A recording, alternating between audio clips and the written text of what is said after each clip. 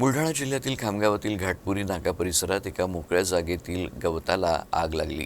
ही आग पसरत गेल्यानं बाजूला उभ्या असलेल्या 4 चाकी वाहनानं पेट घेतला। या आगीत वाहन जळून खाक झालं। घाटपुरी नाका परिसरात मोकळ्या जागेतील गवताला आग लागली।